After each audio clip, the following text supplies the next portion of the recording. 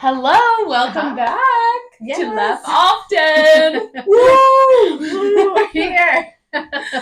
This is our second video episode. I'm so excited. I have Marissa as a guest.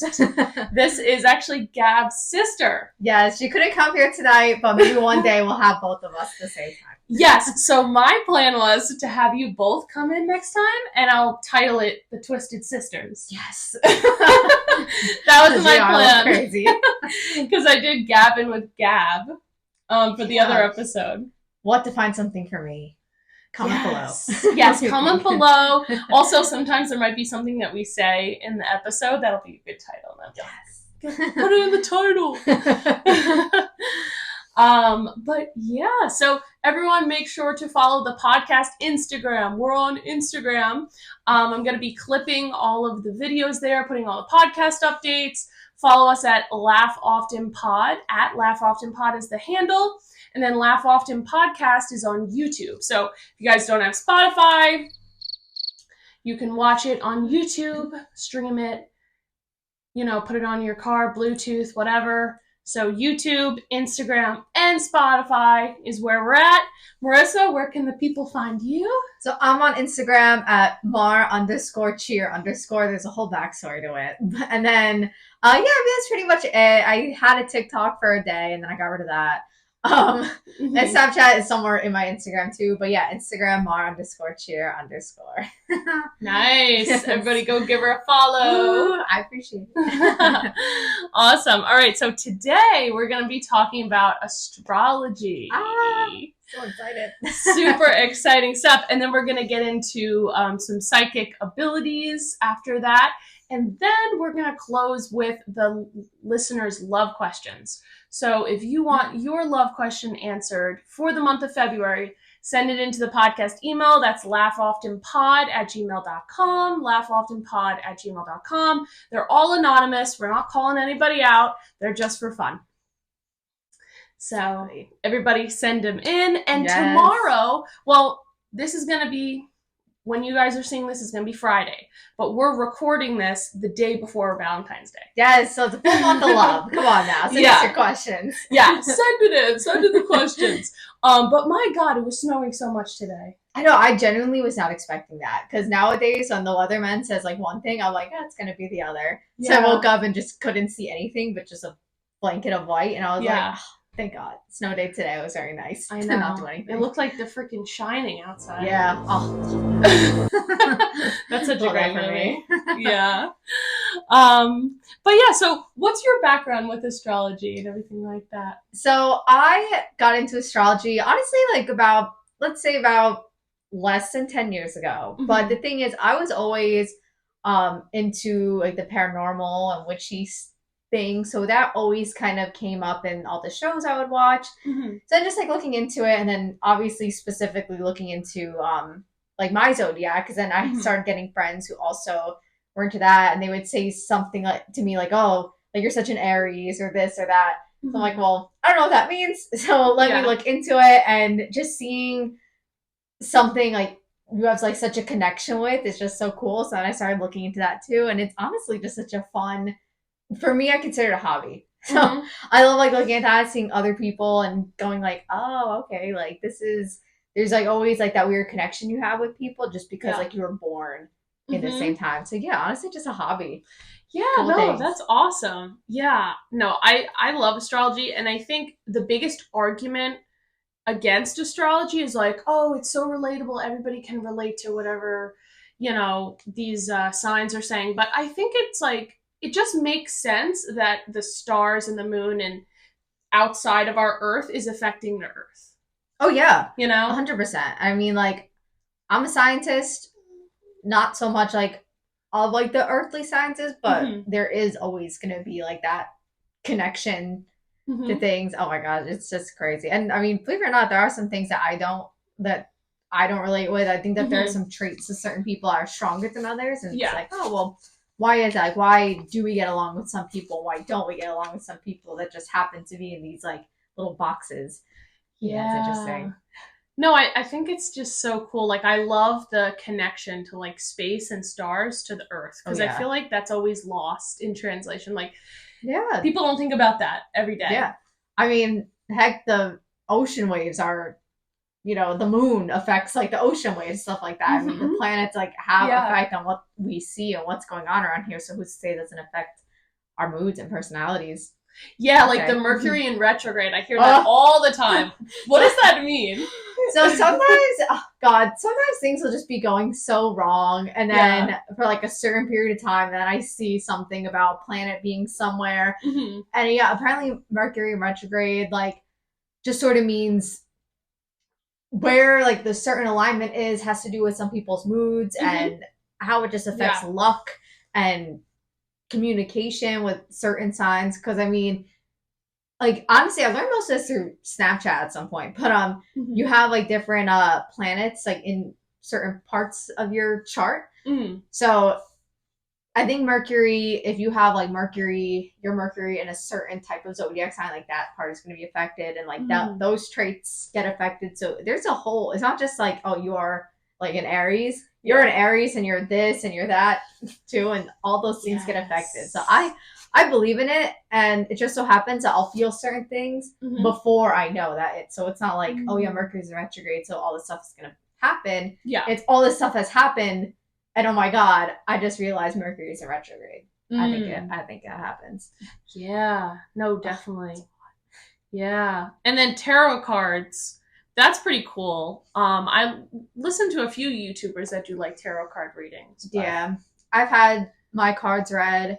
I have a deck, mm-hmm. but there's so much that goes into it that if I use it, I have to have like my little like cheat sheet with them. So Yeah. I'm not an expert on it, Mm-hmm. but I do think it's I mean, funny enough, the first time I did it like on myself, which I don't know if that's like accurate or not, Mm-hmm. but the outcome I got, I mean, it sure happened. I think I was asking myself like this is like a few years ago if I'm like, oh, what's gonna happen with me and this boy, and it literally said, yeah, it's not gonna work. Oh no! Like, okay.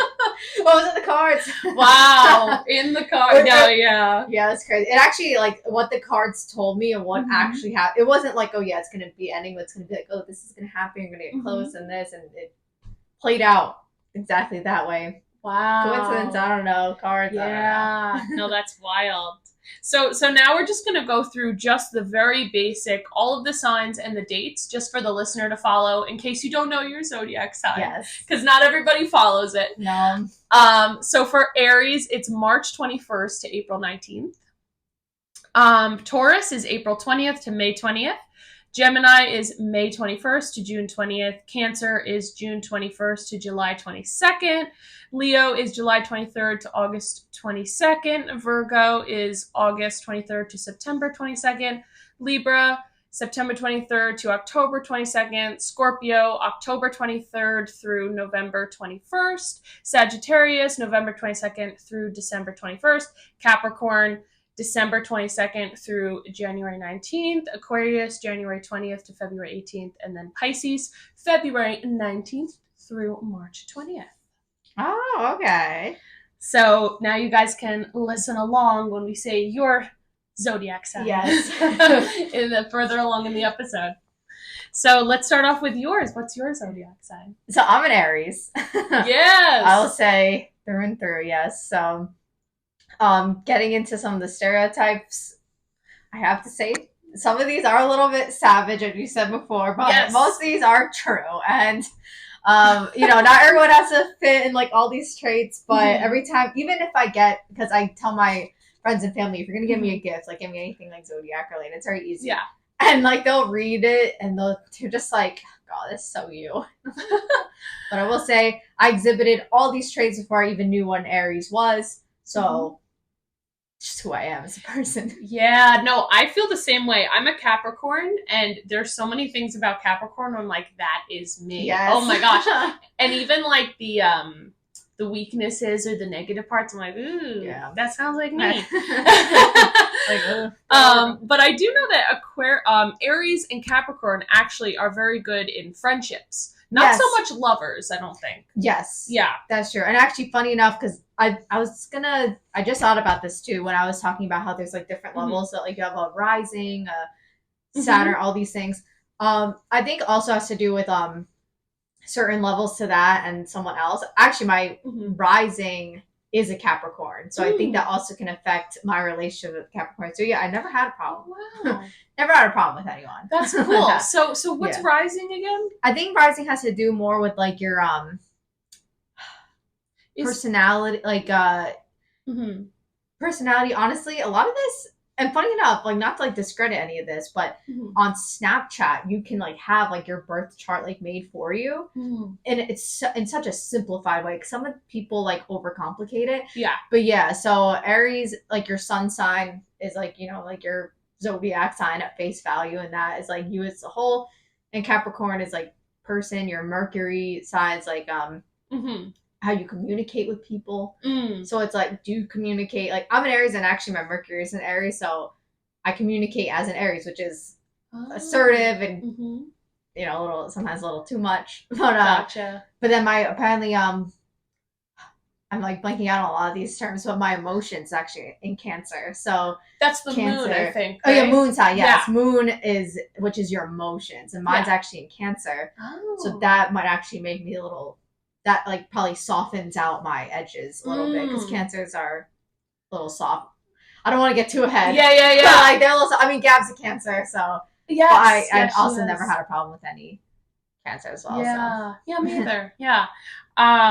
Yeah, definitely. I know my moon is Pisces, so that would make sense for me. I could get a little moody and a little emotional. I don't like the water signs. Pisces are known as like, you know, the over emotional. That's like the stereotype. Yes. But let's start with Aries. Yes. So as an Aries, you can tell me how accurate this is for yourself, but you know, every Aries is different. Yeah. So this is the stereotype for Aries.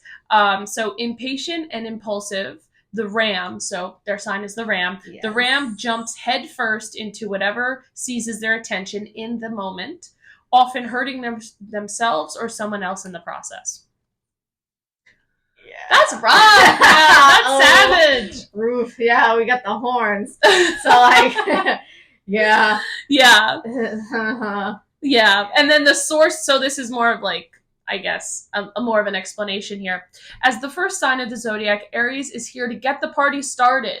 They serve as the catalysts and instigators, inspiring others into action. Aries is supposed to be constantly starting new things and taking risks. That's how they develop courage, find out who they are, and discover their inner warrior. As they get older, Rams are more likely to settle down and stick with a long-term plan, but to stay youthful and energized, they still sometimes need to play the fool and leap into the unknown. Oh, spot on. 100%. Yeah. Just like fiery. Yeah, well, I don't know if we mentioned this, but the zodiacs are grouped into 4 different groupings. So you have your air signs, your fire signs, water signs, and earth signs. And that also gives a good like description of what signs are. You have fiery, like, you know, just impulsive, out there, like we want to get the party started. We have a little bit of a temper too sometimes, because but it's almost like it's a very like quick flame, like pretty sure, I don't know, maybe I didn't like do it as much like when we would hang out in like big groups together, but Gab has seen it where it's like just this power of like anger, just something, and then not even like a second later, it's like, okay, yeah, that's fine. This is fun while it lasted. Yeah. No, but I think that's better than like it's gone and quick. I also do know some other Aries, and this sounds very similar to them. Like, I see a lot of courage and warrior with the Aries, and also encouraging others and inspiring others. I think that's a big thing with Aries too. Oh yeah, that's like, I guess, like a claim to fame. Yeah, where after like named after Ares, the Greek god of war, and that's another thing too. Like there's a lot of like Greek like influence, like mythology influence to a lot of these, and then it also takes it further. It's like, okay, well, Ares was brothers with this person, with this god, and like they love it. It's just so like there's more than just like, oh, I was born at this time. Like there's a whole just history behind all these things. So I think that's interesting. But and I'll just say, because I know a lot of people think that people who are into astrology are like a little crazy. They think like I'm gonna hit you with their car and blame myself being an Aries. But at least for me, and I'll say this before we just go on to the next one, that like I use it as more of like an inspiration, where I feel like I'm going through tough times, which happens, happens a lot. But if I need that like extra kick of motivation, I'll be like, well, I'm born under the sign of like the god of war. Like I'm gonna fight. I'm gonna get through this. So I'm not gonna blame punching you in the face on being an Aries. Maybe you deserved it, but I will use like that little like crutch just to get me through something. And that's what it's all about. That's what I think it's all about. Yeah, no, absolutely. I love that perspective on it. That I kind of do that too sometimes, like when I'm in like tough times or something. I'm like, well, Capricorn, pretty badass sign, so I'm gonna do it. Yeah, I'm gonna make it through or whatever. I think that's a really healthy way to look at it. I like that. Some people think like as soon as I mention astrology to someone, they're like, oh my god. I'm like, oh, you don't understand, it's a good thing. Well, I think it's really just seeing how the universe affects the earth, affects the people. Like I think that is just really the whole thing of it. And it just, I think when it's explained like that, it kind of makes sense, because it's like, how can we not be influenced by like the stars and the universe? Like it would be weird if we weren't, Yeah, there's always some connection. And there's also, probably life on other planets too that we don't know about, that are probably thinking the same thing. I think that we're absolutely insane. Absolutely. Yep. Okay, and now the next one here is Taurus. So they're stubborn, bullheaded. They're the bull. So the bull gets stuck in a rut and cannot be swayed. So they're just basically, their stereotype is they're stubborn. The source here is the higher side of stubbornness is persistence, endurance, and stamina, all of which Taurus has. The maintainers and builders of the zodiac, they're slowly getting started, but once they've set a plan into motion, there's no stopping them. Yes, a little flexibility and change are sometimes in order, and the bull can benefit from taking in other people's recommended adjustments, but when you need to get something done, be grateful for their perseverance. Okay. I don't know too many Tauruses, so I don't really have a lot to speak on this one, but I knew a few. Yeah. Yeah. I mean, it's funny because one of my good friends is a Taurus. Honestly, we don't see each other that much, but he's very like easygoing, like a fun time to be around. But I do think that maybe one of the reasons why we're such good friends is because we don't hang out that much. Meanwhile, there are at least 3 other Tauruses that I do or have known that we would see each other a lot, and obviously we I don't know, we just don't work out. Yeah. Okay. Yeah, gotcha. Yeah, I can testify to the stubbornness, so. Yeah. Yeah. All right. And then the next one here is Gemini. So the stereotype is multiple personalities, constantly changing the version of the truth. So two-faced. That's the stereotype. That's a really savage stereotype to say that you're two-faced. I think a lot of people hate Geminis. I think they're the most hated. Yeah. The most inquisitive sign of the zodiac, Gemini's function is to explore different ways of thinking and being in the world.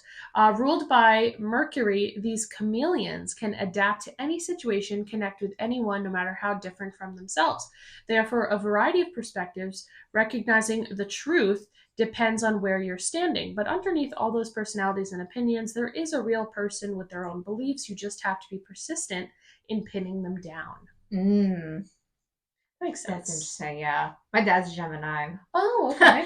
But honestly, yeah, I mean, I don't really... Sometimes I forget that he is one because it really doesn't seem like... Yeah. Yeah, I mean, I think that's such a good quality to be able to have different perspective and be open-minded. That's a great... I think that's a great thing. Not a lot of people have that. I think Gemini might have been in my chart, actually.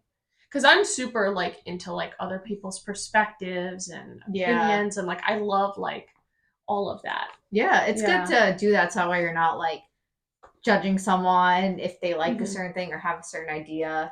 Yeah. Exploring like why is always like the better thing to do instead of just being like, oh. Yeah, that's true.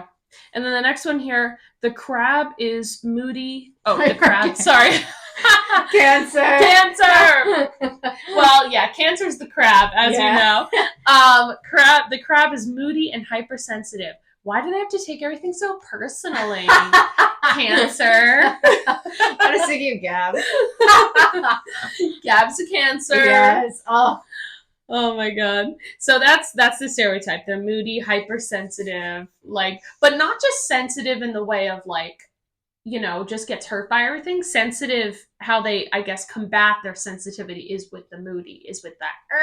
Yeah. That's kind of ruled by the ever-changing moon. Cancer is here to flow with the tides. The emotional realm is often misunderstood and undervalued, but the crab is charged with the important job of feeling it all. The highs, the lows, and everything in between. Just as the moon visibly changes every day, Cancer's emotions flow in this same cycle. It's true that they can sometimes get stuck in wallowing, but they need to be feeling deeply. So pass the tissues and accept their waves of emotion. It's sure to change soon. They're also highly intuitive, loyal, and caring. Yeah. You know, the best example I could use is Gab. For some reason, I feel like I don't know many other Cancers. Mm-hmm. But yeah, no, Gab's very like emotional. Yeah. Like we're different in the sense that if we're gonna be, let's say, yelled at, I'm more gonna be like either just not paying attention or yelling back. Yeah. Gab would most likely cry, even like out of frustration. Mm-hmm. And like, you know, both are fine. I think as of recent, she's starting to take on some of my traits of being a little bit, you know, assertive. Yeah. And I'm starting to be a little bit more like, all right, you know, not everything needs an argument. A little softer. So yeah. Yeah. Kind of soften out my edges a little bit. Yeah. So I think I have a little bit of Cancer in me as well. I know I'm saying that for every sign, but I definitely tend to be on the more sensitive side. Yeah. And like cry at the drop of a hat a little bit sometimes.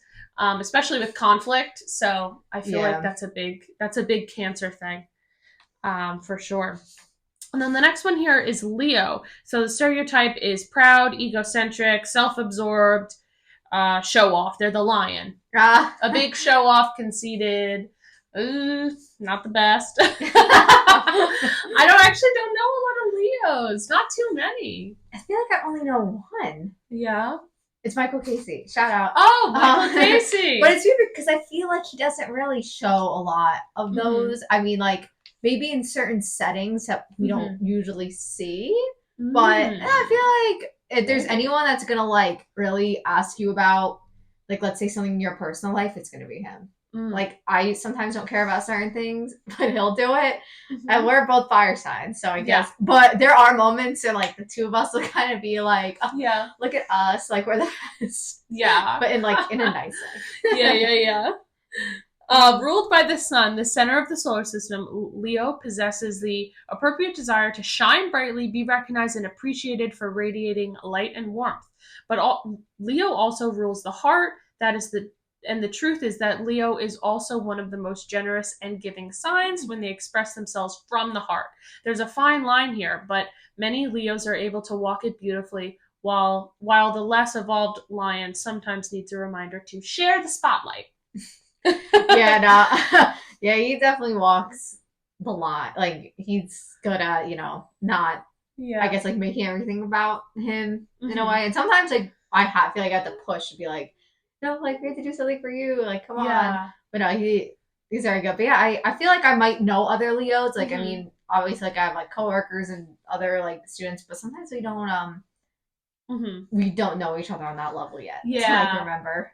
Yeah, that's true. The next one here is Virgo. So they're compulsively clean. Virgo keeps their home in perfect order at all times and freaks out at the slightest speck of dust. Yeah, that's, I guess, like, I feel like not even just so, like, clean, but they're also just anal. Like, I think that's the stereotype for Virgos. Like, very uptight, very controlling a little bit.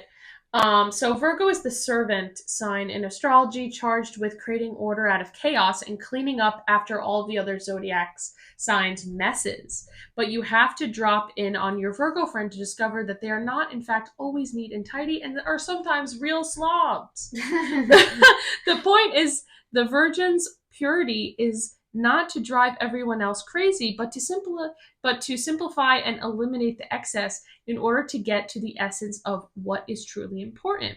Virgo's world does not have to be spotless, just organized enough for efficient functioning.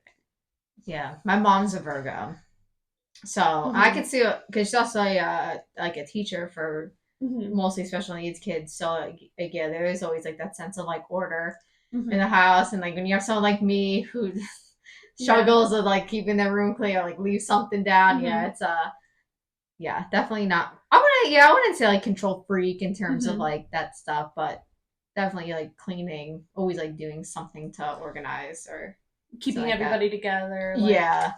Keeping the herd in check. Pretty much. Everything like that. My mom is a Virgo. She's like on the cusp of a Leo and a Virgo, but I think she definitely falls on the Virgo side more. Yeah. Yeah. I always say like moms are such Virgos. Yeah. They're always like cleaning and doing something. Yeah, that's true.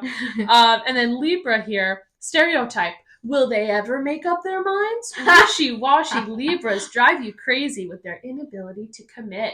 That was good. Oh, God. Yeah, so the wishy-washy, Switzerland in between, never choosing a side. That's the classic Libra stereotype. Never wanting to upset anyone. Libra is represented by the scales. They're here to weigh all the options and make choices that result in maximum balance, harmony, and justice. This takes time. Of course, there's a point when Libra needs to commit to a course of action. Most of them eventually get there, but aren't you glad that someone is considering all the points of view and potential impact on everyone involved? You know that when they do finally commit, they're stuck with their decision. They stick to it. God, Libras. Oh God, the Libras. I usually don't have a problem with them, and I kind of do now. Well, my ex is a Libra. Yeah.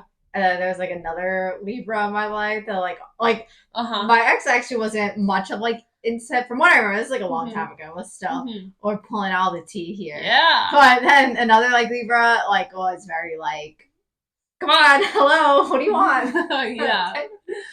Yeah. But for the most part, I don't think I have like an issue with them. You're safe, Libra. Yeah. The next one, Scorpio. They're too intense. Can't they just take a chill pill and lighten up? Yeah. Tommy, calm down. Tommy, shout out. Shouting you out.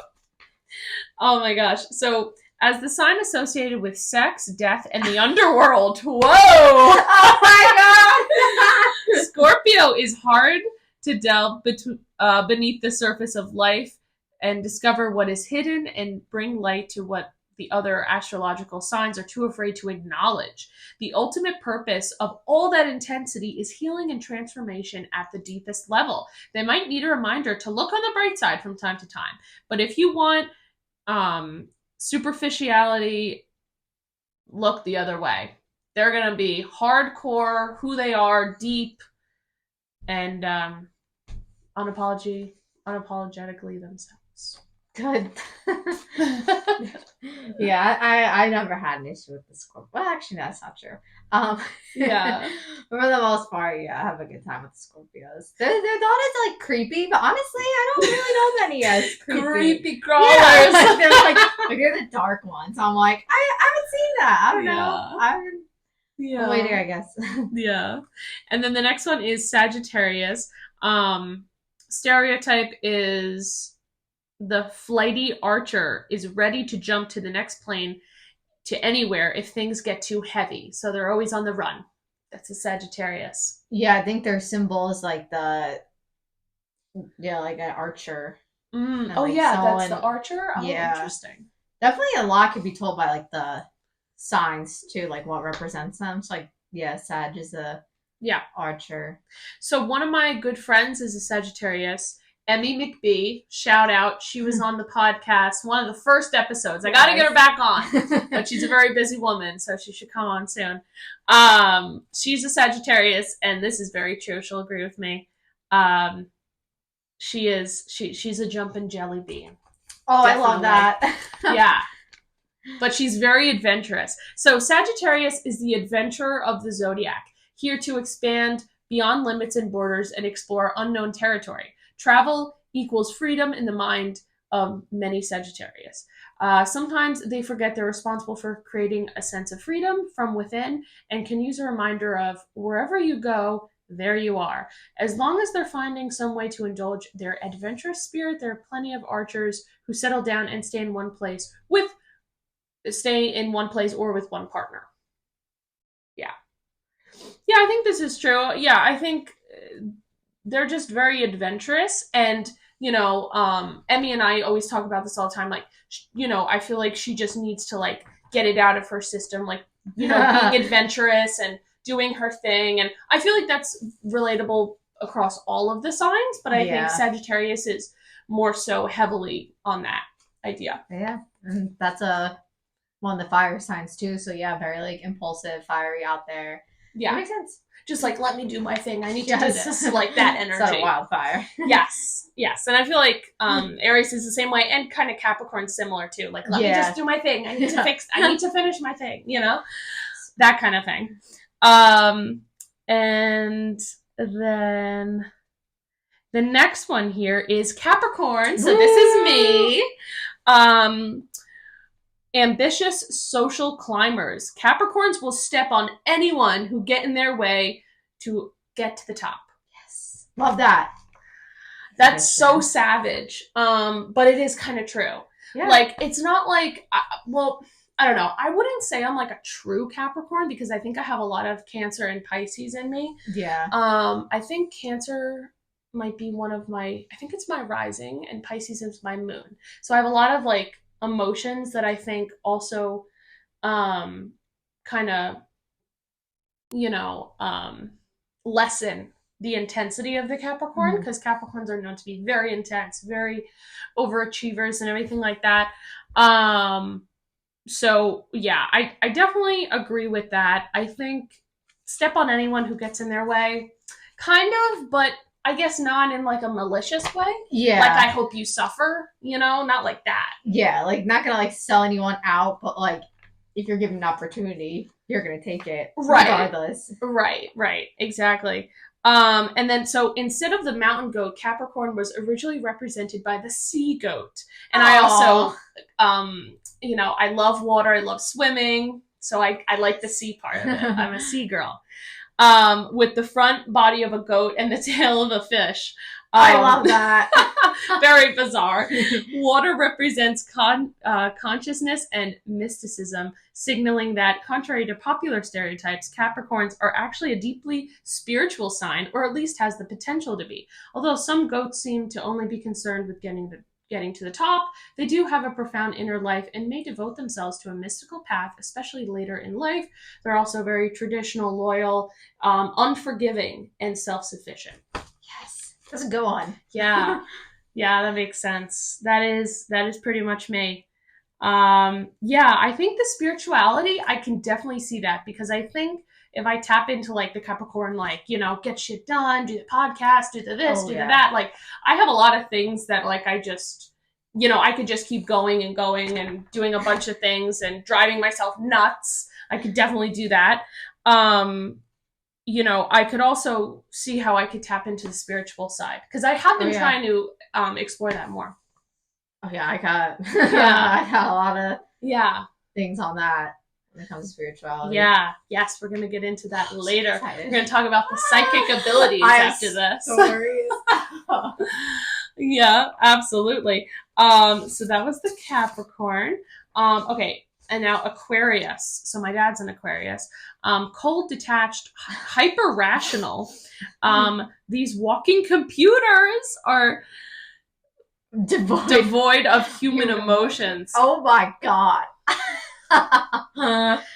My dad is hyper rational, though, I will say. He's extremely rational, extremely logical.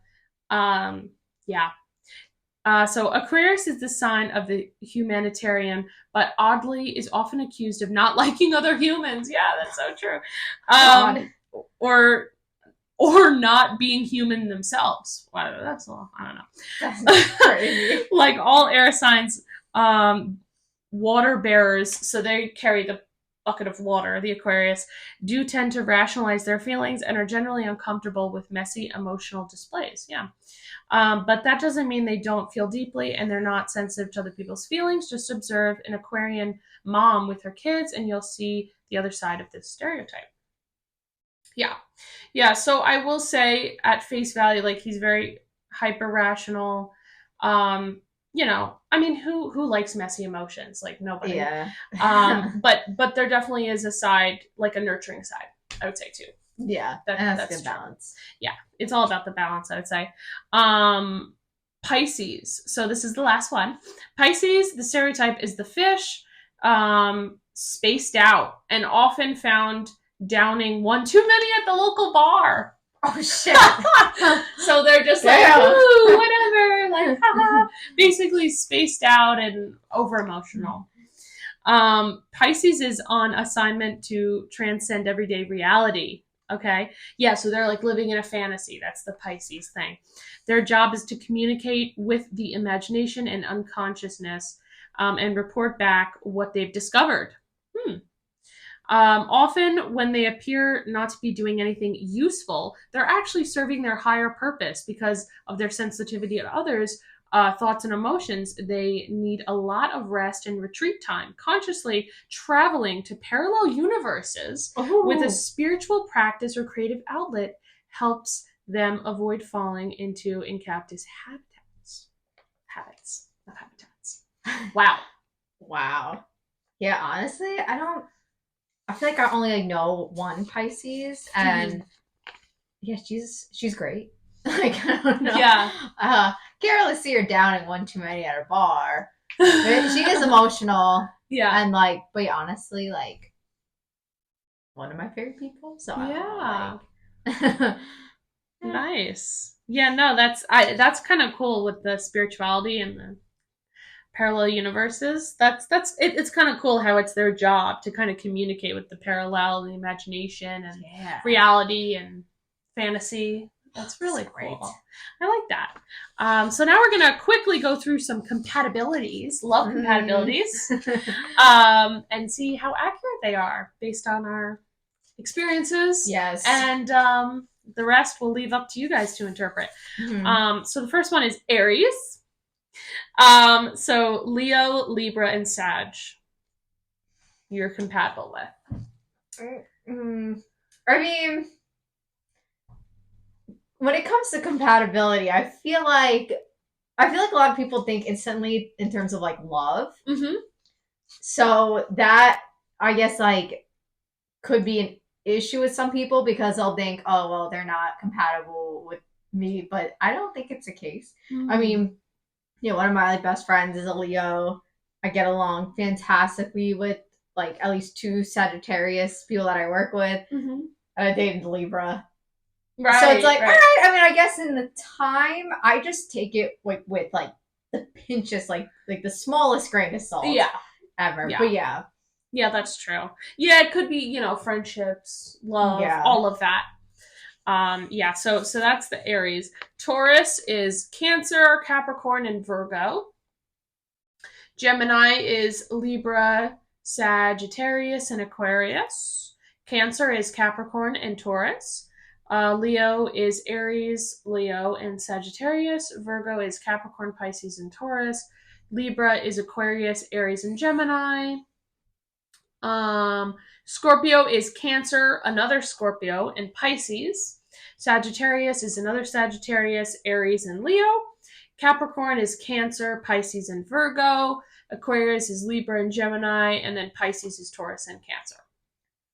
So an interesting thing, because in case, like, I mean, maybe this could be a segue to what else we're going to talk about too. But so when I was on a video call with a psychic, a psychic from Salem, and I was here, so we had a Zoom. Yeah. And we were talking, because I think I did ask him a question about, like, I forgot what it was. if it had to do specifically with the guy I was talking to, but just in general. And he made a very good like analogy in terms of like why certain signs are compatible, because if you think of like so like yeah, for me, Aries fire signs. In my compatibility, and like you'll see different compatibilities like on different websites, sometimes the day. Like I actually always see Scorpio in my compatibility, which has happened, so I don't know. But oddly enough, there is rarely any like water signs. And when you think of it this way, well, water can put out a fire, and a fire can like really like make make the water boil and like, you know, overflow. Yeah. So like when you think of it that way, it's like maybe like I think Libra, I think that's an air sign.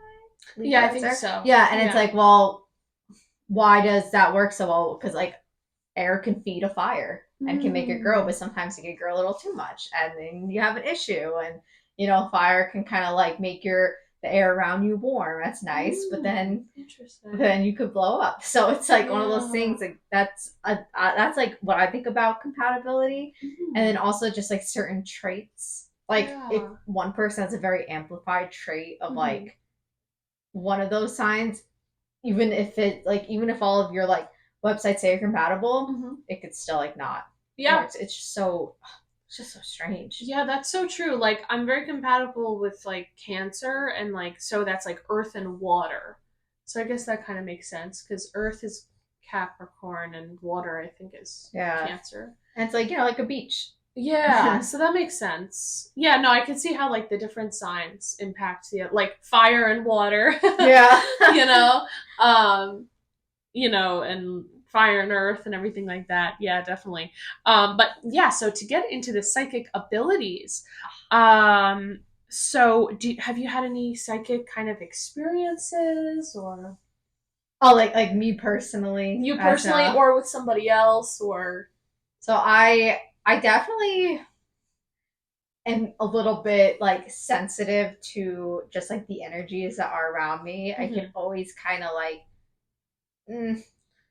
get an idea of like what exactly someone is feeling in that moment. I always know when someone's lying to me, or when someone is just, you know, not being real with me. I have had at least like one like crazy paranormal experience, and I have worked with like I've seen like a few psychics. There was only one that I actually spent like a decent amount of time with. And I think she was, I really wish I kept in contact with her, but this was like at the end of 2020, I think it was, or 2020. But she was just like the best one. And actually sad, I don't think she's in business anymore, but it's just like so, so amazing. Some of the things they could tell you when it actually happens. Yeah. Oh my gosh, it's crazy. So yeah, I believe in it. Again, I take it with a grain of salt, but I believe in it. They're crazy. Yeah, no, that's awesome. Yeah, I definitely believe in the whole psychic thing too. Would you call yourself an empath? Yes. I think I am too. 100%. Because it's all like emotions. Like you could tell, oh my gosh, I'll walk into a room, and even if just one person there is having like a bad, like, oh my gosh, you feel it. And it really does like affect you. Like I can have literally the best day ever, but if someone walks in and they're just like, negative, I'm done. I'll even start to like feel like physically sick. Yeah. Yep, I'm the same way. I would definitely say I'm an empath. And it really is very annoying, and it will ruin your day. And I think that also kind of ties in a little bit with like sensitivity. I think because I'm very sensitive to other people's emotions, like just being a little bit on the sensitive side. I would say, like personality wise, I also maybe contributes to me being an empath, but it's very annoying because I get so like worked up over other people's emotions, and it's like gets to a point where it's like, all right, you gotta like chill. Yeah, calm down for me, please, because I gotta know. Yeah, I can always tell. Honestly, it's even gotten to that point where it's even like through text message, I can tell, and I'm like, I can't deal with this today. Yeah, and even just I mean, working in a healthcare, you kind of like need that built in, like the empathy. But sometimes, oh my gosh, like you kind of like forget how you feel because you're too busy filtering everyone else's emotions. And like, Yeah, absolutely. The weird thing that I've experienced is that so everyone that has died around me that I've like known of, I've had a dream, and they've like visited me in the dream. And it got to the point where I've had like very vivid dreams of like people that have passed telling me to tell people something, like a message. And I don't even know these people that well. So I feel Yeah. uncomfortable to even bring it up. And I've never brought it up. I've never said it. Like, oh, I had a dream about, this person that's passed that's close to you. Like, but it's so bizarre. And then I know people that have experienced loss and they've never had a dream about them. Yeah. So it's so bizarre. I don't know how much of it is just like me processing the idea of death, in my subconscious. That could also be it. But it is just very bizarre that I dream about people that I'm not even that close to that have passed. Mm-hmm. It's just very weird because I feel weird saying it to someone, like I had a dream about them and this and this and this happened, because they're very detailed dreams. Oh yeah. The Yeah. dreams are so vivid and they just Yeah. are so really scary. Yeah. Really bad. Yeah. Really? Oh my gosh, yeah. Sometimes, and honestly, a lot of them are like scary. Mhm. I'm always aware that I'm dreaming, but I can never do anything about it. Mm. It's like I'm always like, and sometimes I'll get myself worked up in a dream. Mhm. Like, let's say if like, I don't know, someone, yeah, like let's say in my dream, like someone does Mhm. die and I get really upset, but I tell myself, well, it's a dream, so it's gonna be fine. Yeah. But then I can't do anything about it. Like I can't. If people like can control their dreams too, for some reason Yeah. I can't. All I know is that I'm in it, and I just kind of have to suffer and wait until I wake up Wow. and see. So yeah, it's or people will say like, oh, you know how you never see your phone in your dream. I see my phone in my dream all the time. I feel like, and I swear to you, I've seen people that I've never seen before. I know everyone says like you can't make up a new face. Actually, just happened the other day. Like we were driving. Uh-huh. Just like around like in town around here, and I see this house, and it was I forgot exactly which part of town it was, but is in a way like I never ever drive that way. Yeah. But that house was in my dream, but like from probably over a year ago. Yeah. And I remember it. I don't know why I was there and why I just happened to drive by it, but crazy. Yeah, such weird things with dreams. Yeah. I mean, I try to always take my dreams with a grain of salt because I feel like I just don't believe myself. Yeah. But there's weird shit that happens that you can't really explain. And I like try to like look them up on like dream interpretation. Sometimes they just kind of like expose you. Like one time I did dream that I lost all my teeth, and it's like, oh, you're insecure, and I'm like, oh, okay, thank you for that. Yeah, I think there's all kind of weird things like dreaming about a specific thing means this. Like, oh my gosh. I went to a psychic. I think twice. And she was cool. She did like a palm reading. She told me like positive things for the most part. She did say I was gonna have twins, which is scary. And but that's kind of cool. But twins is a lot. I've had 2 psychics tell me I was gonna have 3 kids. Wow. 2 psychics, like years apart. Yeah. Tell me I was gonna have 3 kids, and I'm like, okay, I don't want to do that. Actually, I'll tell you a brief story, kind of exposing one of my friends here. But the psychic that I was seeing for like a short amount of time, it was around the holiday, like right after Christmas, before New Year's in 2020, and all she did was like she looked at me like she was, and one thing she actually told me, she was like, you're a healer, like that's like your thing to do. And it's kind of nice to hear, being in healthcare. It's like, okay, I guess I really did find my passion. But the thing is, she was telling me, she's like, like someone like is pregnant, they're gonna be having a girl and all this stuff. And I'm like, it was right around the time I had my family Hanukkah party online. I was trying to think, I told my parents, and they're like, I don't think we remember anyone saying that. There's no like newlyweds. It's just kind of whatever, brush it off. About a week or so later, one of my friends texts me, and we never really text on the side, but he felt compelled to text me. And it's like, I have something to tell you, but you can't tell anyone. I was scared because I'm like, why me? Is tell me that his sister was pregnant. We ended up having a girl. Wow. And he was like, don't tell anyone because it's not public knowledge yet. Yeah. and I still can't get over my head because she did tell me, she's like, it's someone that you are that you've heard of, but you don't really know them that well. And I never met a sister before, I don't think, before then. But it was just one of those things that was like, Yeah. why out of all people did he Mhm. decide to tell me that? Yeah. And it's like, and that's the thing, it's like grain of salt. Like it could have been like a family member Mhm. that I didn't know and came into the family, but that's just something I'll never Yeah. understand, like how crazy that Wow. was. That is crazy. Yeah, I'll never get over it. That's like the one, like, there's a few pieces of information that she Yeah. said that stuck with me, but that one stuck with me like That's for a long time. wild. I can't get over it.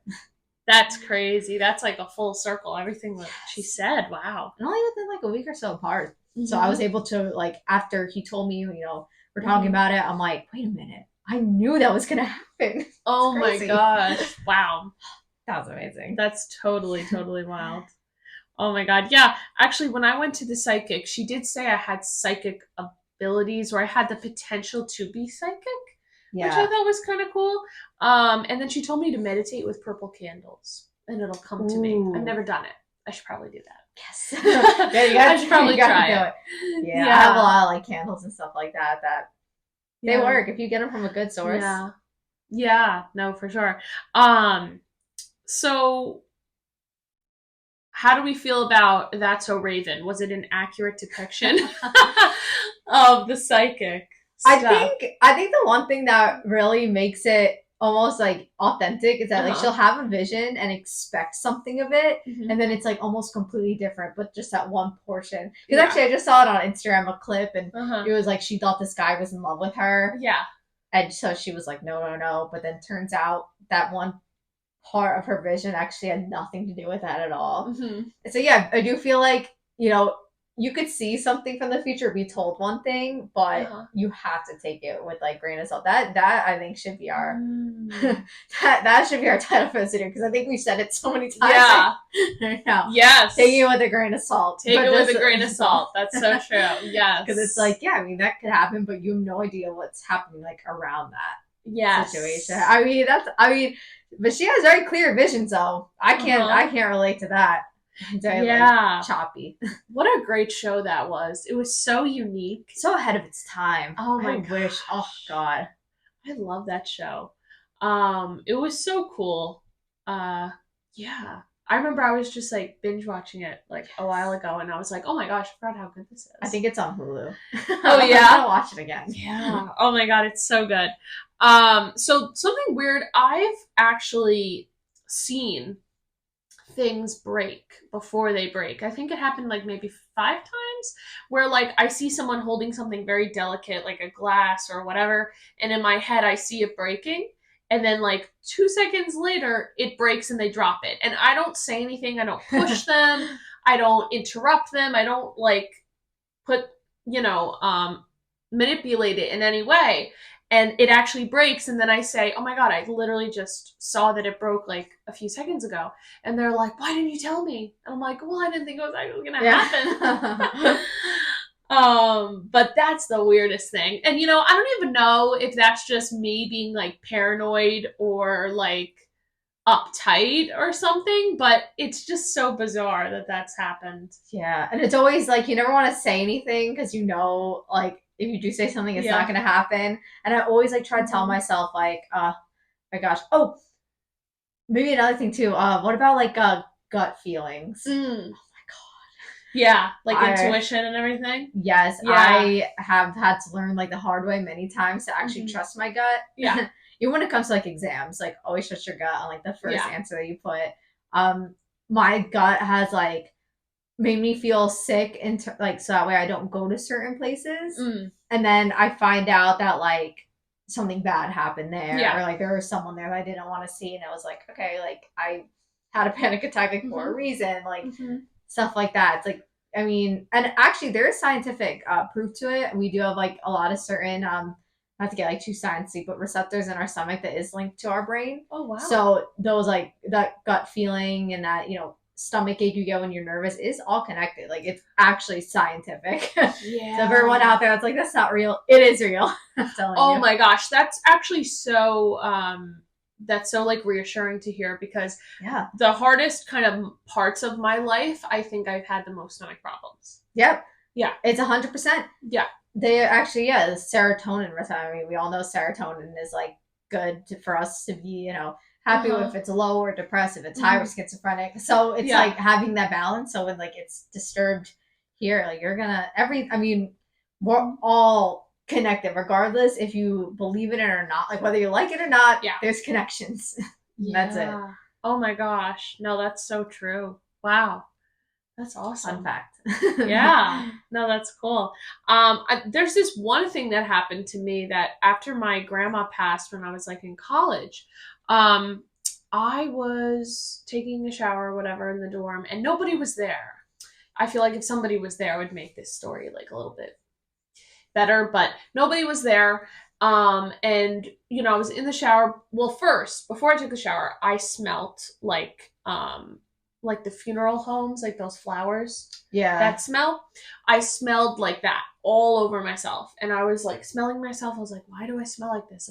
Like what the hell? Yeah. And then I took a shower because I smelled like that. Yeah.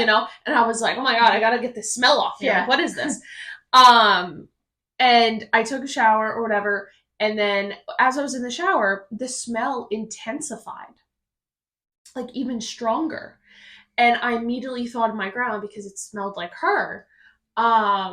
And I kind of like spoke to her, which like sounds a little crazy, but I kind of like, was like, like whatever. And then when I got out of the shower or whatever, smell completely left and was off of me. So bizarre. That's the most like visit I think I've ever had from anything. And it's like, where did that smell come from? I wasn't near a funeral home. I wasn't near a bunch of flowers. Like, where could that have been? That's like a big thing that people, I feel like, always tend to try to play off. Yeah. But yeah, no, I mean, smells a lot. I feel like people sometimes smell things more than actually see something visually. But even, and I feel like that happened. Yeah, that I've had the same experience too of like smell, like having that odor, like distinct odor of like one of my past relatives, and I'm like, oh, wow. I was literally just in my room. Yeah. There was no reason for that like smell to manifest, like when it did. Okay, just checking in. I guess that's just the way I see it, checking in. Yeah. And so very crazy. And it was only like a few days after she passed. And that's usually what happens. It's like after a few days after the person passed, I usually get something like that. And then nothing at all. They're gone. Like for me, like they don't keep coming back. It's just that week after they've passed, there's some sort of something like that. Yeah. And then they're off.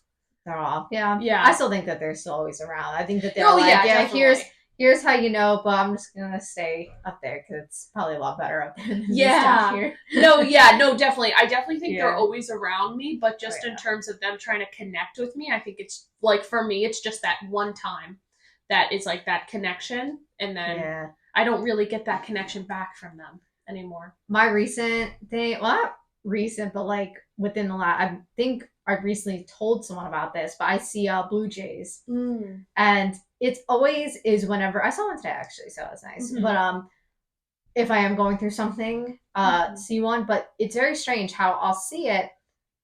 I'll just watch it fly like right past me enough so I see it. But even if I like, mostly when I'm driving, but like I'll see it go, and even if I turn my head to even follow it, it's just gone. Like I've never seen it like stop and sit somewhere, like walk around like all these other birds do. And like I don't know too much about blue jays in general, but and it's always just one. It's never two, never, and it's always during like certain points in my life, or even just like coins. Like I'll remember like when I lived at Rampo, and like that was a very hard like first year for me. You were just walking to an exam, like you see a heads up quarter, and you're like, okay, like you're feeling nervous, and you see it, and you're like, okay, like I got someone with me, it's gonna be okay.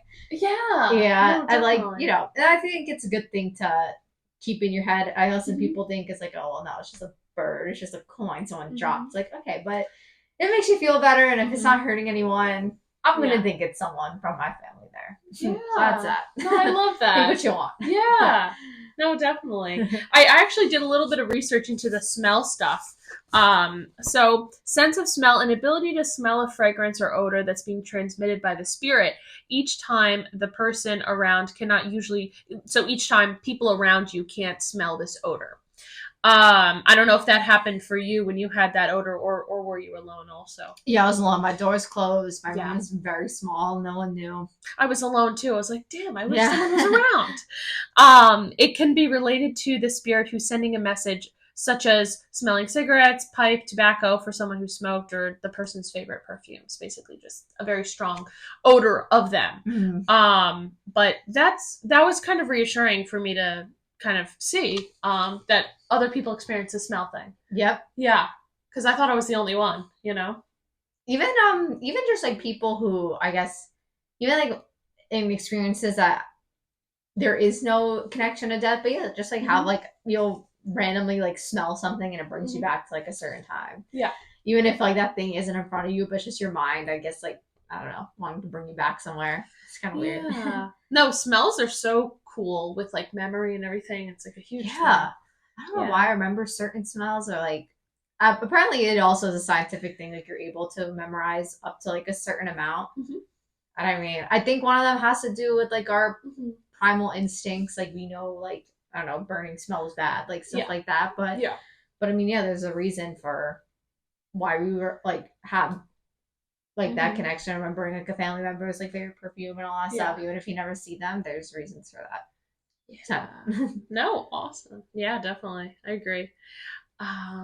But yeah, no, the psychic stuff is cool. That's really all I had on my notes stuff. But yeah, psychic stuff is cool. Oh my gosh, yes. I say even like one of like the psychics that like, it's weird too because like I had like two psychics like many years apart tell me I was gonna have 3 kids, and then like one of them, they're like, oh, you can ask like one question, and I thought about like money for some reason, so I was like, okay, like when am I gonna be able to enjoy my money? And I never give them any information. Like, even when I went to go see the psychic physically, I was like, I'm not gonna wear any like school thing, like nothing. And they're like, oh, like in about like 7 years, so I'll be like 32. And I was like, I feel like that kind of like makes sense, because it's like, all right, like by that time I'll be somewhat in my job. Like, the only thing is, like, she did say like the person I was with at the time was going to be like lasting. And here's the thing where it gets with the grain of salt. We're not together anymore. But then again, I don't really plan on dying tomorrow. That there's like so much time left where it's like we don't know. Like, we don't know like what's going to happen within like the next month or so. Like, we don't know. Maybe something could happen. I'm not like holding on to it. I'm very much like go with the flow, but maybe she's right in some sense, and we don't know. And then it's like, well, 3 kids. Am I gonna have triplets? Because I can try to control that. I feel like that's a lot. Wow. So it's just like I know, it's like, wow, like to have like 2 different experiences years apart, like getting the same thing, getting the same information is kind of wild. Yeah, that is creepy. I've never had that. I've only seen like one person, but if someone told me like a similar thing, that's crazy. Yeah, I'm like, as soon as she said that, my heart just like dropped, because I'm like, my body. I'm like, oh, I guess it's true. I mean, wow, that would be wild. Oh my gosh. Yeah, no, but it's cool. Yeah, so now we're gonna get into the last question. Oh yes, the love questions. Oh yes. I looked over them. I got a lot to say. So. Yes. So if you want your love question answered, send it to the podcast email. I'm going to go through them, and I'm going to answer every single one that I get sent in. So send in your love question. It will not be ignored, and it will be anonymous.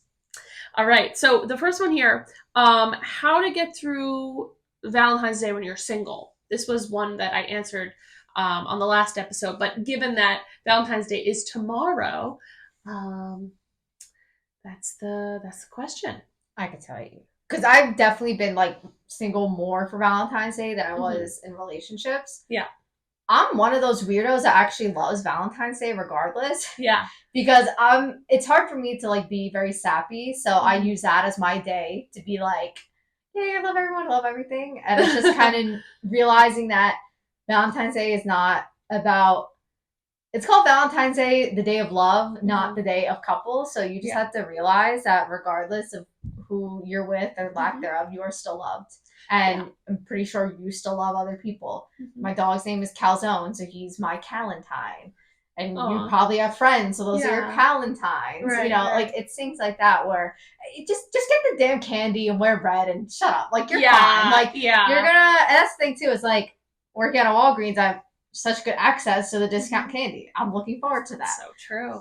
And use it as a day to treat yourself. Yes, self-care. Yeah, realize that it's about love in general. And to be honest, sometimes you're gonna see people post, dinner with their girlfriend or boyfriend, and they have probably cheated on each other. Right. So and that's the thing too. Yeah. Also, like going back to if you watch the last podcast with Gavin, social media is fake. So don't believe in it. Do not believe on what you see that's posted. Don't. And it's just another day. Yeah, it's another day. It's literally just another day. Just like New Year's Eve. I made an episode about this too. New Year's Eve, there's so much hype, so much expectation. It's literally just another day. It'll pass. And, there's a lot of expectation with Valentine's Day. A lot of couples are fighting on Valentine's Day. Yeah. It's a high stress kind of holiday. And it's just a freaking holiday. And it's also an excuse for a lot of restaurants and places to jack up their prices. So, my manager was telling me once, she was like, her and her husband don't go out for Valentine's Day anymore because one time when they did, the service was awful and the food was awful because it's all being like, I don't want to say like mass produced, but they want to get like people in and out because that's the day. Yeah. And it kind of makes sense because she also went to that restaurant another like random day and it was so good, but when it's like so crowded, and I'm like, I feel like there's certain things that are kind of overrated. Going out to a fancy restaurant on Valentine's Day, do it once, just to get it out of your system. Yeah. But I mean, if you're at especially if you're at a certain point in a relationship, just something nice for them. Yeah. Spend quality time. Don't argue about the bill or like timing. It's not about how many. Yeah, it's not about how many dates you went on in the month. It's not about like getting a quota or you know what I mean. It's just about being with someone. It's not about how many posts you posted, how happy you look in the post. I used to get my friends like because I'll like every once every year like I'll still give my friends like a little like last year I gave them like a little heart shaped like Krabby Patties. I love you guys. Nice. So again shit this year, but I know but just express like love. It's just about love in general. Yeah, that's how I feel. Yeah, no, so true. And then the next one here is, what's the best food option for a first date? It's important. This one is important, and usually before I really got into it, I would say sushi because it's messy. Mm-hmm. But I'm like a pro at eating sushi now, and that's like my favorite food. So I would say that. But that's true. If you're a pro, if you're an experienced sushi eater, go with the sushi. Yeah. If you're like, I've only had it a few times, don't do the sushi. Yeah, don't do sushi. Yeah. I mean, everyone does like a classic like Italian restaurant with pasta and everything. Honestly, it's hard. Yeah, because everything can be messy if you really think about it. Yeah. Or it's like, I guess if you like both like a niche type of food, like, I don't know, like just a random, like, I don't know, like let's say like Thai food, for example. Yeah. It's like, oh, like we could go there and like all that stuff. But yeah, like let's say one of you is really into one thing and the other isn't, it might be hard. Yeah. So I think find a common denominator. Common food. Exactly. Yeah. I think like burritos, tacos, those things tend to be a little messy. But yeah, just like whatever you enjoy. Yeah, something you both agree on. I'm not into like, I mean, I pretty much eat everything, but like if I get surprised and you take me, like I don't eat steak or a lot of red meat, so it's like I want to know where we're going because if you take me to a steakhouse, I'm gonna be miserable. Gotcha. Yeah. No, that's true. Yeah. And then the next one here that was sent in is, why do people pull back in a relationship when someone really starts to care about them? How can we help someone open up in a relationship when it seems very scary for them? People pull back because they're scared to get hurt. Yeah, absolutely. They stop while you're ahead type of thing. But I mean, easier said than done, but I would say just be honest. Just be like, listen, I haven't hurt before. I've been here before. And I hate to say it, but even when I was open and honest with someone, just being like, hey, like, let me know. They still didn't. So it's like, you know, as long as you put out there your intentions and what you fear, unfortunately, they're going to still do whatever they want. But at least it was known. So yeah, they pull back because they're scared. Mm-hmm. One way to fight it, just be honest. Yeah, honesty is always the best policy, and I think just also don't like come from a view of like no judgment. That'll Yeah. help them open up more. Like if you just don't judge them as much as possible, allow them to kind of speak freely, say what's on their mind. And yeah, at the end of the day, people are going to do what they're going to do. So no matter what relationship it is, there's always a risk getting into a relationship. There's a risk doing anything in life. So Yeah. I think just kind of taking it with that perspective, and also you will be fine if the relationship doesn't work out, or if something doesn't work out. You will be 100% fine. So, also remembering that, I think is good. Oh yeah, that's a big thing too. People like put so much into it, and it's just sad to see some people so like dependent. Yeah, and it's like, no, you don't have to be that way, especially because I feel like most of our audience is probably around like this like mid-20s range. You're so young. It's fine. Yeah, like you'll totally be fine. Like whatever happens, you'll be fine. I think sometimes it's hard to see it like that when you're in it, but it's definitely true. How to get confidence to talk to someone that you think is attractive? What's like a good opening line? Like, because I feel like you start to like get clammy when you like really are attracted to someone and you want to talk to them. It's tough. I know. Oh my gosh. I guess it depends, like if it's in person or like DM. Slide in the DMs. Okay, so we'll do one person and then one online. Let's see. Online, definitely say hey. Like say hi. Yeah. Hey, how are you doing? Like, maybe like say, hey, how are you doing? And like comment maybe on like maybe something that they posted. I don't know, something like more specific to them. So that way it's not like a hey, how you doing? That could have been sent to anyone, but it's like, hey, how you doing? I saw that place on like your story, like how was it? Like something like that, like a meme or something like that. Memes are your best friend. Memes are the best. Memes, they're the greatest. Yeah, no, definitely. And then in person, that's so hard. I don't even know. It's very difficult. I think because I guess the scariest thing, I feel like guys also deal with this maybe more, is that you don't want to seem like a creep. That's like your biggest fear, right? Like you don't want to seem like a creep.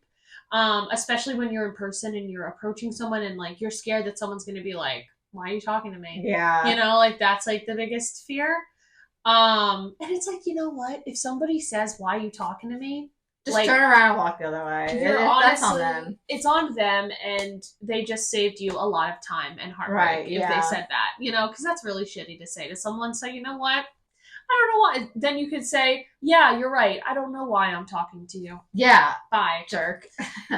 So, I think there's going to be some form of rejection, like when you talk to multiple people. And that's just natural, and that happens to everybody. And people that say like, oh, it's never happened to me or whatever, like, it happens to everybody. So don't feel bad if you have some sort of a negative outcome with it.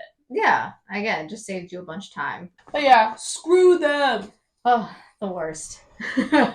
Yeah, literally just say, you know what, hey, how's it going? I wouldn't like say anything too scripted, like you are attractive, I like you, like ask their name. Yeah. Hey, like, what's your name? Yeah. I tend to get that. Maybe something about like where you're at. Like currently, like if you're at a bar, like my brain immediately goes to, like at a bar when I think of something like that. Yeah. So it's like like, are you from around here? Maybe that's the thing too. It's like it's so hard to think about that because some girls might think that's creepy.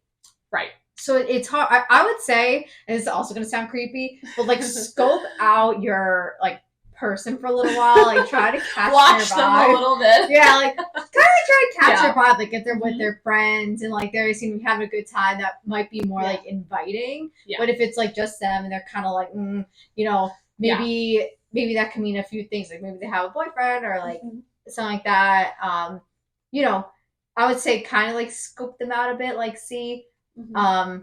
I mean, I would do that sometimes too. Like if I saw a guy and like, let's say he like met up with a girl or whatever, it's like, okay, well, I know I'm not gonna talk to that person. But if if you see people and they seem inviting, they're having a good time, they're not like this on their phone, like look for almost like cues, I guess, in a way that shows that someone is like present and being there. And if they are, then do it. Like go say, hey, like what's your name? Believe me, some people I've seen have so much audacity.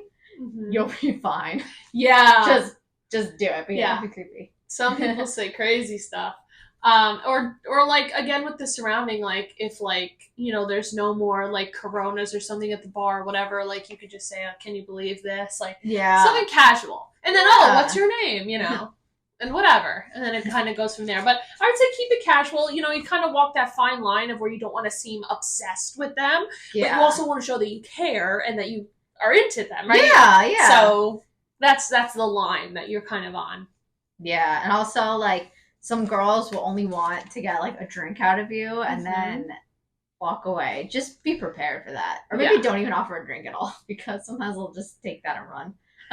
Yeah, I wouldn't do like the opening line of like, can I get you a drink? Yeah. Because a lot of times they could take advantage of that, unfortunately. So I would just kind of get more into the conversation. Like, oh, how's it going? Where are you from? Da da da da da da. And then if things keep going well, like, oh, did you want a drink? I'm getting one for myself. Like, you know what I mean? Like more like that. I would say like don't like throw your wallet at them immediately. Yeah. That happened once to me and Gab. One time at Midlands, we were like partying, and this guy who was definitely looked underage gives us his credit card, and it's like, you guys just go to the bar and get me a drink. They'll be a lot more receptive to girls. So I'm like, we have this man's credit card. It's just we didn't do anything bad with it for legal purposes. No, that's risky. Don't do that. That's a risky thing. Don't do that. Don't do what that person did. Yeah. Oh my god. Yeah, but hopefully that helped. But you got it. Get out there, start the confidence. You got it. The next one is how to balance your friendships with your romantic relationship. This is a big one for me. You even want to get me started. Your friends are your friends. And I also have a very hot take on something that sounds controversial. I love it. I don't like, and you know what? If people do this, I don't care. It's just a preference and opinion. I'm allowed to have it. Yes, you are. But I don't like when people call their significant other their best friend. Oh my god, no, I agree. What, did I tell you this already? I think I spoke to you about this, maybe. No, I don't know. I don't think so, but I think we were talking about like the social media stuff, and we were definitely agreeing on that. Oh, yes. But I agree, they should not be your best friend. I totally agree. I think, like, I understand what they mean by that. Yes. But it crawls under my skin because... Oh my god. Because it's like, to me, it's like, I have a best friend. Yeah. And I have a significant other.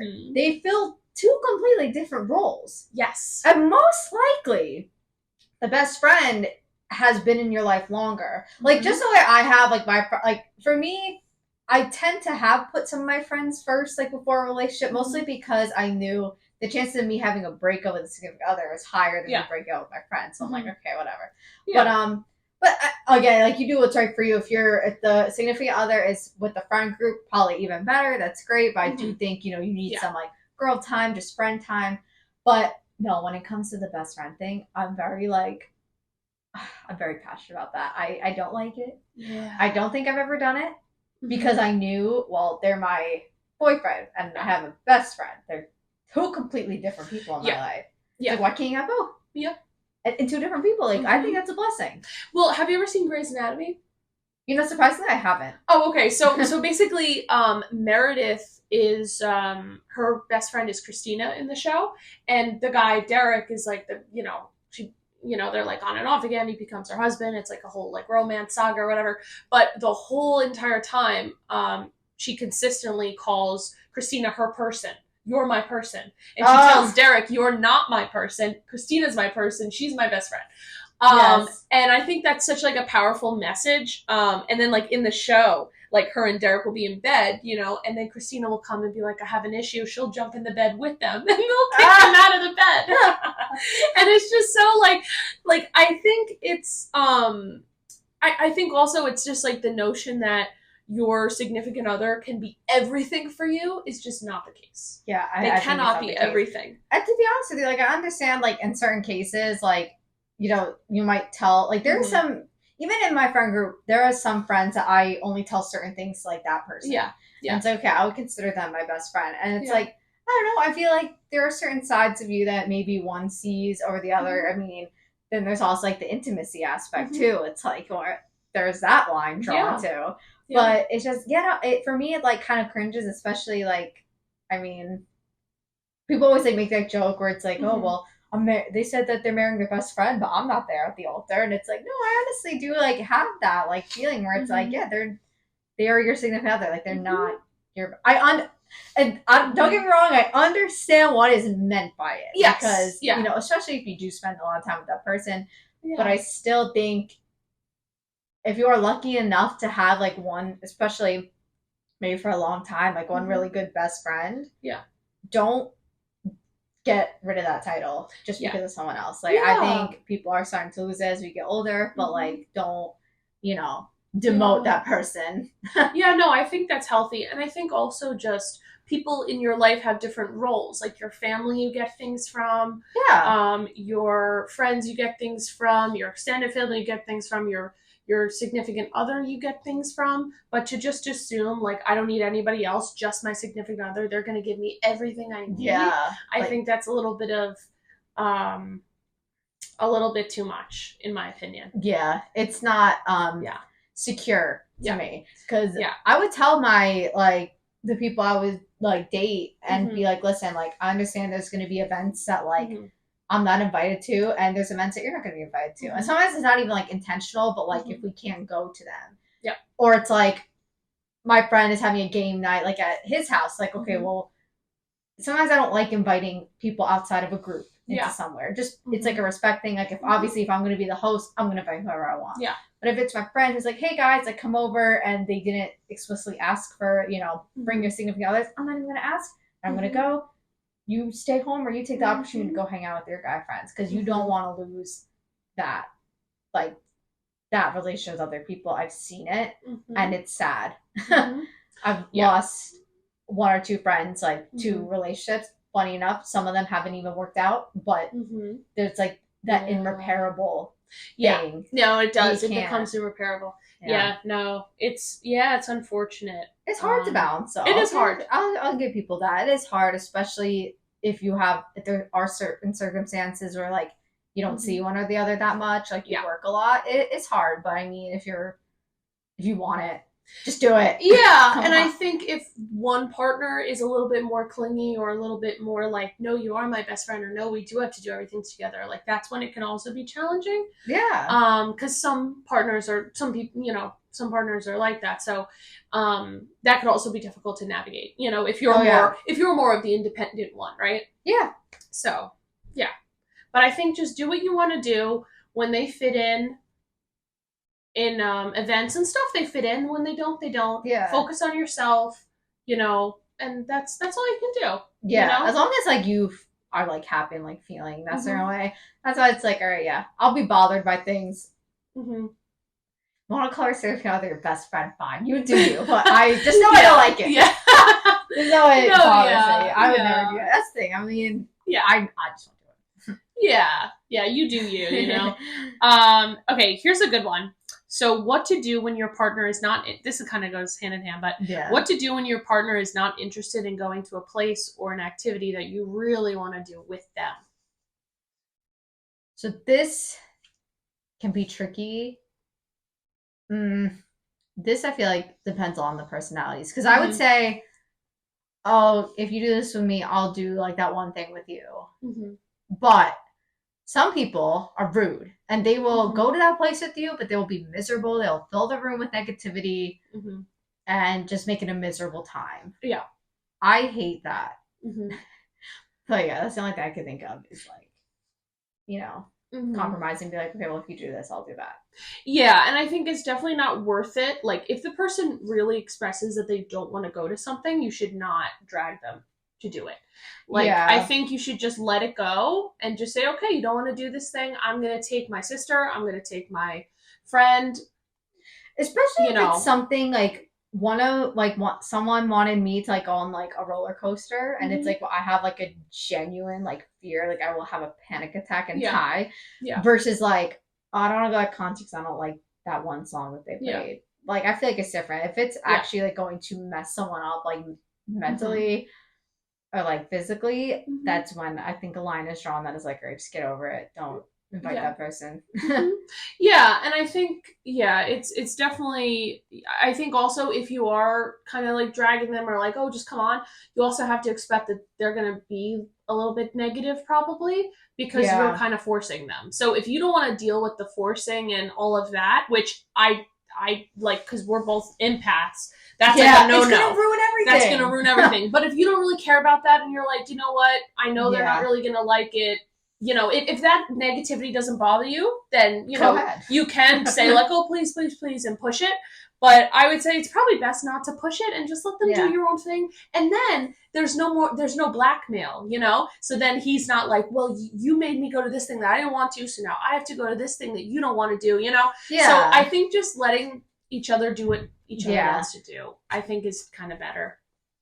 Yeah. And hey, that's an opportunity to go hang out with your friends instead of, Yeah. doing something else. Like, and that could maybe be like a fun quirk where it's like, oh, we never actually did this together. And everyone could be like, what? Yeah. So it's like, I don't know, make it a thing. But yeah, I definitely think if you can't compromise on it and it's not equal, Mm-hmm. like, yeah, a concert, a band you don't like versus something that's going to actually traumatize you, Mm-hmm. it's not worth it. Yeah. Just let it go. Yeah. Yeah. Just let it go. Go with a friend. Go with a Yeah. family Go with member. someone who actually, yeah, because I never know, some people like would ignore some things that like their friends would want to Mm-hmm. do, and it's like, oh, well, actually, I totally forgot that my one friend really likes his band, so let Mm-hmm. me surprise them for that Yeah. instead of like dragging my not so good boyfriend to that. Rude. Yeah, exactly. And then what's something subtle but impactful that a man can do for a woman to really impress them? This is a good question. Hmm. Subtle but impactful. I'm trying to think of like what I like. Um. Oh, this is gonna sound like a little greedy, but not in the way people think. I think just like bringing something, like I don't say like buying something for them, but Mm-hmm. um Yeah. like surprises, but nothing like too grand. Like just something very small. Yeah. Like maybe even if it's like like when I work and you show up and you bring me like a coffee or something. Mm-hmm. Or like yeah, or like an act of service or something like that where it's like I'm trying to think of like specific things, but yeah, like or just like a my love language, I'd say, is I like getting like words of affirmation. So every once in a while, even if I don't ask, just Mm-hmm. like reassuring, being like, conversation could be literally nowhere, like random as hell. Mm-hmm. But if you just happen to sound like a small like, little thing, being like, by the way, you know, Mm-hmm. this is how I feel, just like reassuring you. It's like, oh, that's nice. Yeah, I think when the other person like when she least expects it to like do a little thing like say a little thing like oh like words of affirmation like oh I care about you or whatever. Um Also just like bringing them like a little something like oh I was in the store and I thought of you so here's this little thing, not to say like you need to like constantly be spending money or Yeah. be like showering them with gifts or whatever. Yeah, like that. I don't like when Yeah. people spend like money Yeah. on me. But even if it's and I think a lot of girls love this, like when it's like the little details. Yeah. Like, let's say if I'm okay, like this is gonna be very specific. I don't know why I just thought about it. But like imagine if like you're like watching like a movie Mm-hmm. together and like something sticks out to you and you're like, oh, like I really love that like that character. Mm-hmm. And then like a few days later that person brings you like maybe it's like a famous character, like a little keychain of that. Yeah. Like, oh, like look what I found. And Mm-hmm. it's like something like that where it's like, oh, they remember that small detail because it shows that they're paying attention. Yeah. And when they saw that, they now have that connection like to me. Yeah. And they got it for you. And yeah, it probably like costs like $2. Like, I don't know. It doesn't have to be anything Mm-hmm. extravagant. But Yeah. yeah, that and yeah, just like the words. A lot of Mm-hmm. people would agree, like, argue like actions speak louder than words, but Mm-hmm. again, like I don't. Um, care for like all these big expensive things. Yeah. Myself. Yeah, it's not really worth, it's not really needed all like the crazy over the top stuff. I think the biggest thing is just listening. Like I think even like if you have a bad day or you come home or something, just listening to her for like a few minutes would make so much more of an impact, I think. Yes. Just listening, just saying like I understand. And I think a lot of the times with guys, I guess it's like a stereotype, it's not for all guys, but like their immediate reaction, and I actually am kind of like this too, their immediate reaction is to fix it. And that also, I have that too, where someone comes to me with a problem, my immediate reaction is, oh, just do this, oh, just fix it. Yeah. But a lot of the times, we don't want that quick fix. We just want you to listen and say, I'm here for you, I got you, I understand you're upset. Let's watch a movie or let's get your mind off of it. Yeah. And even if you don't understand, ask questions. Mm-hmm. Like, I love, especially like, in like my job, some people don't understand it and like they let me vent. Like I love that, but you like when you ask questions because it also shows that like you're engaged and you want to understand. Like I completely like understand if you're just like, oh, like I don't really work in that seat, but like explain more. Like so what's like supposed to happen? Like more information. I'm like, okay, great, now we're getting somewhere. And like it's great. Yeah, listening is a big thing that people overlook. So it's so impactful for us women. Absolutely. We could tell. And that's all we have for you guys. Yes. Hope you enjoyed. Yeah. Follow Marissa. Follow the podcast. Instagram. YouTube. Laugh Often Pod. Laugh Often Podcast. Instagram. YouTube. Everywhere. Everybody go follow it. Send in your love questions for the next episode. I'm going to answer more. I'm going to answer every single one. So why not send it in? Simple, generic questions, anonymous. Yeah. It's good. It's a fun time. Yeah. No one needs to know, but we got your answers for you. Exactly. And it's all entertainment purposes only. Everybody listening should be adults, make their own decisions, obviously. Exactly. This is just for entertainment purposes only. But this was so fun. Thank you so much for coming on. Thank you for having me. This is an awesome time. And I will be back. Yes, she will be back. Yes. And you bring your sister. Yes. Oh, that's going to be a crazy time. I can tell you that. Yeah. So what I really want to do, I actually want to do like a sleepover series where we're just like in jammies or sweats or whatever. And we're just like, all of us like talking almost like it's like a FaceTime. Yes. Like a little hangout. So this is kind of like what it was, with the lights and all of this and whatever. I'm here for it. But yeah, I want to start like a series with that. So I'll have you and your sister on more. 100%. Yeah. And then we could talk about a bunch of other topics. But yeah, share this with your friends, your family. Share this podcast with everybody you know. It means the world to me. I also want to shout out my international listeners. I have France. I have Germany. I have the Czech Republic. Australia. Ireland. I think there might be one more. Switzerland too. Shout out to you guys. Share this podcast with everybody all over across the world. Let's keep sharing it. Appreciate you guys, you listeners as well. I love that. Yeah. We're international now. Yes, we got international listeners. It's so exciting. But yeah, thanks for coming on. We'll do this again soon. Yes, I can't wait. All right. Yay.